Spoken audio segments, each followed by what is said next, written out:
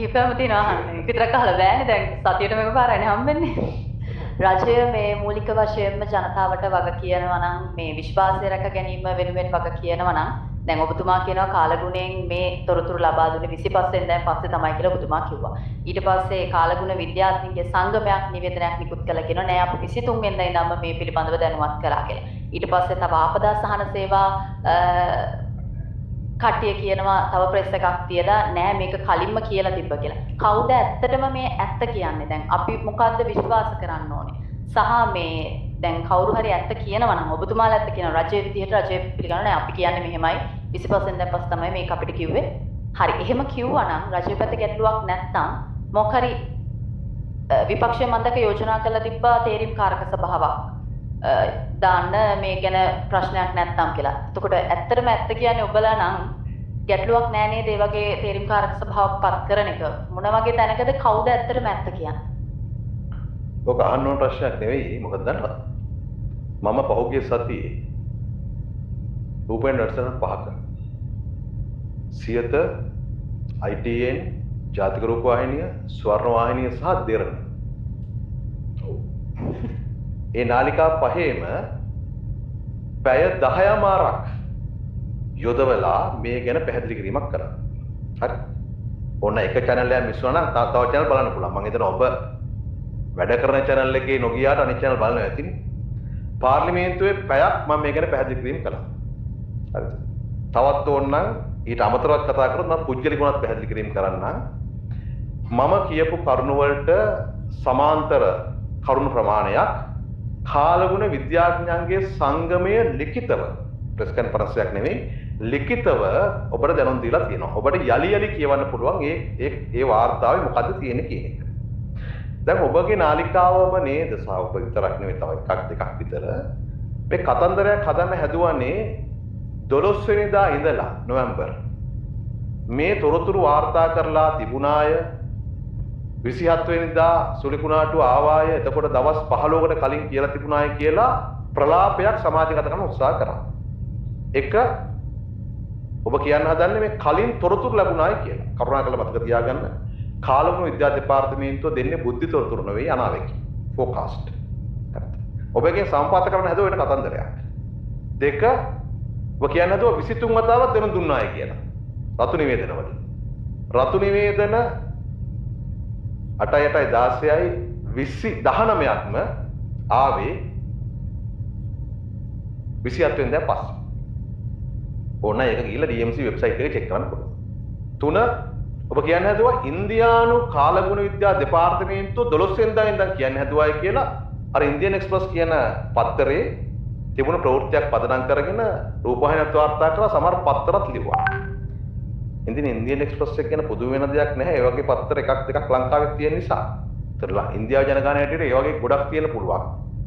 අපි Indian express එක ඒ කියපු කතන්දරය පිළිබඳව ඉන්දියානු කාලගුණ විද්‍යා දෙපාර්තමේන්තුව ඒ කියන ආකාරයට මේ සුලිකුණාටුව හා මේ ආපදාව පිළිබඳව 12 වෙනිදා කිව්වා 18 වෙනිදා තොරතුරු තහවුරු කරාද කියන එක ආරක්ෂක අමාත්‍යාංශය හරහා විදේශ කටයුතු අමාත්‍යාංශය මගින් ඉන්දියාව රජයෙන් දැන් විමසලා තියෙනවා.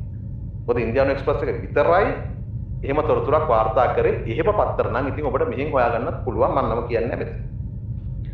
එතකොට මේ තොරතුරු ඌමනා තරම් කියලා තිබියදී 23 වෙනිදා හෝ 24 වෙනිදා අපේ කාලගුණ විද්‍යා දෙපාර්තමේන්තුවත් ඉන්දියානු කාලගුණ විද්‍යා දෙපාර්තමේන්තුවට කියන්න පුළුවන්කම තිබෙන එකම කරුණ නොවැම්බර් මාසයේ මේ ඉන්දියානු සාගරයේ පහළ වායුගෝලයේ කැළඹෙන තත්ත්වයන් පවතිනවා. එය අඩුපීඨ කලාපයන් දක්වා වර්ධනය විය හැකිය. ඊට වඩා තොරතුරක් කියලා තියෙනවා මට පෙන්නන්න. මම දැන් අද නම් තොරතුරු ගෙනාවෙත් නැහැ හිතන තීරුවක් නැති නිසා.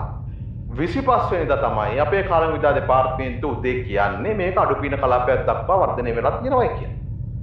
27 උදේ තමයි කියන්න පටන් ගන්නෙ පීඩන අවපාතයක්, ගැඹුරු පීඩන අවපාතයක් සහ රැයට වෙනකොට සුලිකුණාටුව දක්වා වර්ධනයලා තියෙනවා කියලා. මේක තමයි සාමාන්‍යයෙන් සුලිකුණාටුවක් දක්වා වර්ධනය වෙන අනුක්‍රමය. ඕක දිත්තරත් එහෙමයි, ඕක සෙන්නටත් එහෙමයි, ඕක කලින් ආපු සියලු සුලිකුණාටු වලට එහෙම තමයි. ඒවැ වෙනස් වෙන්නේ ඒ සුලිකුණාටුව සමහර ඒවා වර්ධනය වෙන කාලය.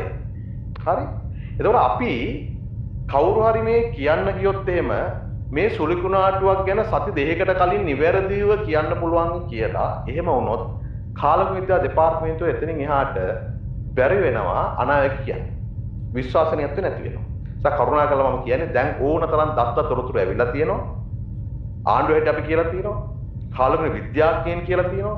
ඔබට පරිශීලනය කරන්න පුළුවන් ඕන නම් ඉන්දියානු කාලගුණ විද්‍යා දෙපාර්තමේන්තුවේ වාර්තා.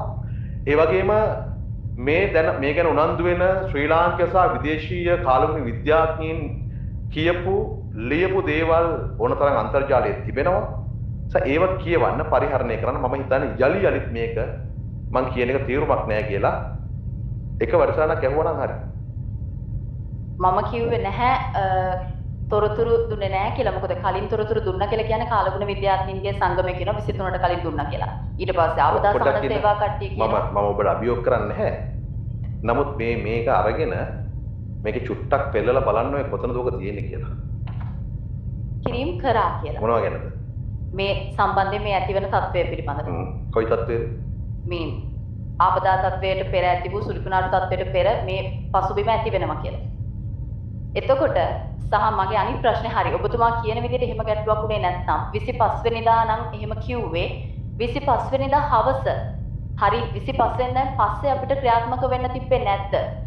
මේ මිනිස්සුන්ගේ මේ ගම් වතුර තත්ත්වය නිසා මේ ඇති වෙලා තිබ්බ ප්‍රශ්න ටික निराකරණය කරගන්න. ඔබට අහුවෙච්ච අහුණු කෑල්ල මම දන්නේ නැහැ. නමුත් මේ තිබෙන්නේ ඒ වාර්තාව. අඩු පීඩන කලාපය පීඩන අවපාත දක්වා වර්ධනය වීම නොවැම්බර් 27 උදෑසන 8:30ට දැනුම් දෙමින් මිලිමීටර් 200ට වඩා ඉතා තද වැසි පුරෝකථනය කර ඇති අතර දිවයිනේ සෑම දිස්ත්‍රික්කයකම අවදානම් සහිත වැසි ඇතිවිය හැකි බව නිවේදනය කර ඇත. ඒකලති 24 හෝ ඊට මෙහා කියලා තිබෙන්නේ වායුගෝලයේ කැළඹුණු ස්වභාවය පිළිබඳව 23 24 ඉඳන් නිරීක්ෂණය කරමින් තිබුණට මේ සම්බන්ධයෙන් අඩු පීඩන කලාපයක් ඇතිවිය හැකි බව කියලා තියෙන නොවැම්බර් 25 කියන එක මේ වාර්තාවම සඳහන් වෙනවා. මම කියන්නේ අපි මේකත් එක්ක තවදුරටත් ගැටෙන එක තීරුමක් නැහැ. මේ සුලිකුණාටුව පිළිබඳව තොරතුරු නිකුත් කිරීමේ ක්‍රියාවලිය පිළිබඳව ඕනතරම් දැන් දත්ත තොරතුරු සමාජයේ පවතිනවා.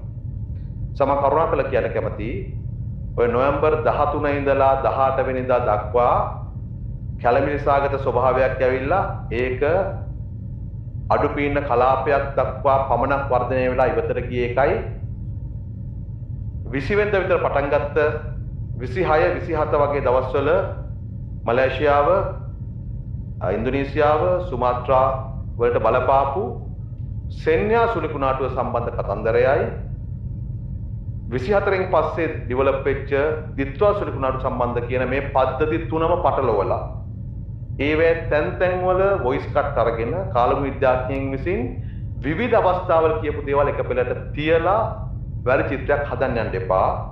ඒකෙන් ඔබ හානි කරන්නේ මේ ආපදාවෙන් විපතට පත්ව ගොඩනැගෙන රටට.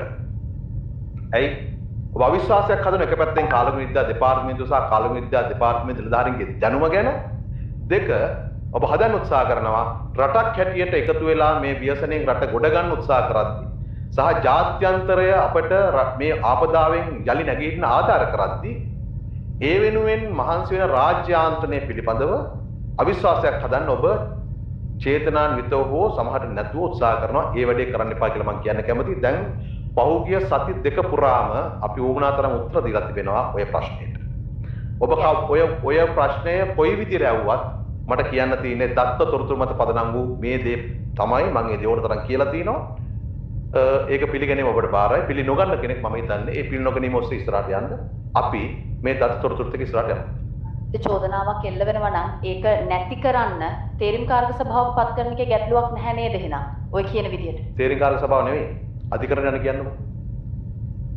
අධිකරණයට යන්න කියන්න එතකොට අධිකරණයේදී ඔය නිවුස් එඩිට් කරලා දාපු අයයි බොරු නිවුස් පතුරවලා ජනතාව අතර කැළඹීමක් හදපු අයයි සියලු දෙනාම අධිකරණ ඉස්සර ගේන්න පුළුවන්. ඉතින් මේක ඉවර කරමු. මම හිතන්නේ ඔබතුමාම කිව්වා මේ බොරු නිවුස් දාලා ජනතාව අතර කැළඹිල්ලක් ඇති කරන්න කරපු අය ඔක්කොම අධිකරණ ඉදිරියට ගේන්න පුළුවන් කියලා. අරගොල්ලෝ නඩු දැම්මොත්? ඔව් විශේෂයෙන්ම මම මේ අහන්නේ දැන් ඔබතුමා දිගින් චෝදනා කරනවා මේ වගේ යම්කිසි තත්ත්වයක් ඇති කරන්න යම් මාධ්‍ය ආයතන උත්සාහ කරා කියලා. ඔබතුමාට සම්පූර්ණ බලය තියෙනවා. ඒ වගේම රජයට තමයි මේ රටේ තියෙන නිදහස් සංඛ්‍යාත වල අයිතිය තියෙන්නේ. ඒතකොට මේ සංඛ්‍යාත ලබා දීමේදී යම් කොන්දේසි මාලාවක් තියෙනවා. ඒක ඇතුලේ තියෙන ඔය ජන කැළඹිල්ල කියන එක කොහෙත්ම කරන්න බෑ කියලා මොනවා හරි තීන්දුවක් තීරණයක් ගන්න එහෙම අදහසක් තියෙනවද අපි මෙතනින් ඉවර කරමු. තවම රජයේ එහෙම තීන්දුවක නැහැ.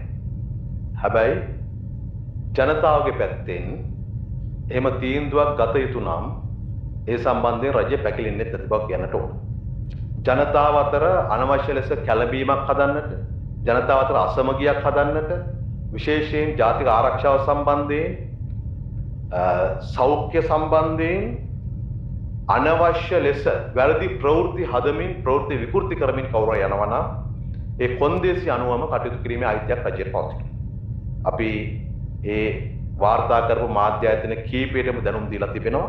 කරුණා කරලා අපි කැමති ඒ විශ්වාසයත් එක්ක කටයුතු කරන නිසා තමන් අතින් මොකක් හරි වාර්තාකරණයේදී අඩුපාඩුවක් වුණා නම් ඒක ඉස්සරහට අරගෙන යන්න නැතුව රට වෙනුවෙන් නිවැරදි තොරතුරු වාර්තා කරන්න කියලා. මොකද මේ සිදුවීමේදී වුවමනාවටත් වඩා පැහැදිලිලා තිබෙනවා මෙය ඉතාම විකෘති සාගත ලෙස වෙනත් කතන්දරයකට සමපාත කරන්නට වෙන මොකුත් නෙමෙයි. පාස්කු ප්‍රහාරයත් එක්ක මේ සිදුවීම් මාලාව සම්පාත කරන්නට උත්සාහ ගන්නා කීප දෙනෙක් ඉන්න බව පේනවා. ඒකට තමයි කලින් කිව්වා 25 වතාවක් කිව්වා ඉන්දියාවෙන් කිව්වා ඔය කරුණු තුන ගැන හර දක්වන්නේ ඒකට. අපි ඒ කරුණු වලට අවශ්‍ය කරන දත්ත සහිතව පෙන්වුම් කරලා තියෙනවා. මේ ගැන තව සැකයක් තිබෙනවා නම් මේ කාලේ කණ එක තීරුමක් නැහැ. අධිකරණයට යන්න අධිකරණයේදී මේවා ඔබට ඉදිරිපත් කරන්න පුළුවන්. එතකොට ඔය සියල්ල තහවුරු වේවි. හැබැයි අපි කාලගුණ විද්‍යා දෙපාර්තමේන්තුවේ නිලධාරීන්ගේ දැනුම පිළිබඳව ඔවුන්ගේ අනාවැකි පිළිබඳව රට තියෙන විශ්වාසය පළුදු කරන්න උත්සාහ කරන්නේ. අපේ උත්සාහය තිබෙන්නේ කාලගුණ විද්‍යා දෙපාර්තමේන්තුව තවත් ශක්තිමත් කරලා ඊට අවශ්‍ය කරන අලුත් උපකරණ ලබා දීලා ඩොප්ලර් රේඩාර එක අපි 2027 මැද වෙනකොට සවි කරනවා. තව ඩොප්ලර් රේඩාර එකක් අපි ජපාන් රජයේ උදව් ඇතුව ගෙනෙන්න සැලසුම් කරමින් ඉන්නවා. ඩොප්ලර් රේඩාර දෙයක් අපිට තිබෙනවා නම් ඊට වඩා ඉතාම හොඳින් කාලගුණ තොරතුරු වාර්තා කරන්න පුළුවන්. අනායකීම පමණක් නෙවෙයි මෙවැනි දැවැන්ත ස්වභාවික ආපදාවකදී ජනතාවගේ ජීවිත ගලව ගැනීම සඳහා වන ඉවත් කිරීමේ ක්‍රියාවලියට කඩිනමින් මීට වඩා ශක්තිමත් රාජ්‍යාන්තරයේ මෙහෙයවීමට අපි කටයුතු කරනවා.